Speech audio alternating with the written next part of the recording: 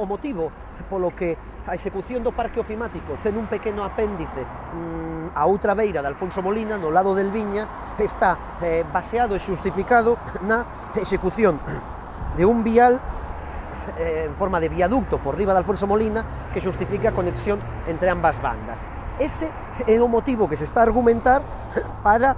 expropiar e demoler as vivendas dos veciños desta zona. O problema, a situación de maior gravedade que reviste isto é que técnicamente non está definido a solución ou o perfil dese viaducto, nin sequera tampouco o entronque. E non está definido no documento porque despois dun análise non é técnicamente viable. Ben, aquí o perfil demostra que ata onde está definido o viaducto previsto vai 8 metros por riba da rasante actual e que ven a corresponder a este punto. É dicir, no documento non se define o percorrido nin as rasantes de todo o lazo, cousa que é necesaria en calqueira documento deste tipo para demostrar a viabilidade ou definir as condicións polas que o solo rústico vai se convertir en solar. Que sucede? Que aínda por riba, nese entronque do viaducto, é onde se localiza o bloque que levaría o dereito ao aproveitamento dos veciños aos que agora se quere deixar sen vivenda. E o problema é que, ao depender dunha vía que non ten definidas as rasantes, pero non as ten definidas porque basicamente non son técnicamente viables, insisto, non ten definida as condicións de acceso rodado nin as condicións dos servicios urbanos, é dicir, auga, electricidade, gas e alumeado, que poda garantir que o que van a obter é un solar, e, polo tanto,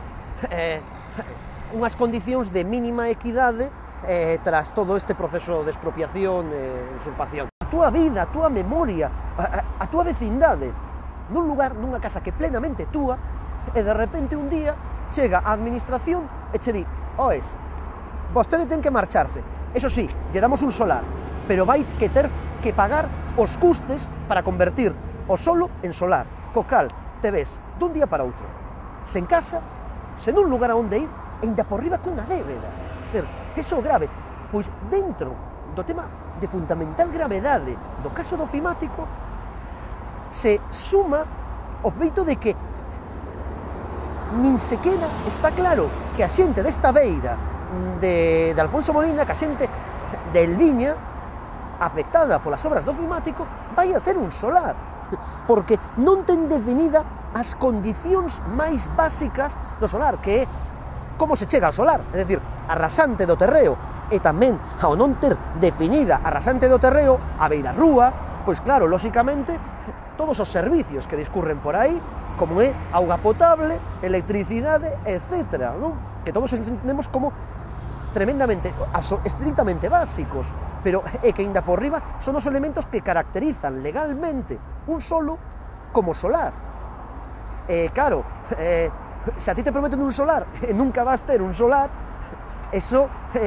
efectivamente a moitos efectos, a efectos legais, a efectos de tributación fiscal ou a efectos financieros hipotecarios, é unha diferencia abismal. E lembremos que tamén supón un agravio comparativo tremendo con relación aos demais participantes ou propietarios de solo no ofimático que sí que van a ter solares, contribuindo nunhas condiciones de equidade inmensas. E esta xente, que tamén paga, que tamén fai, non vai ter solar.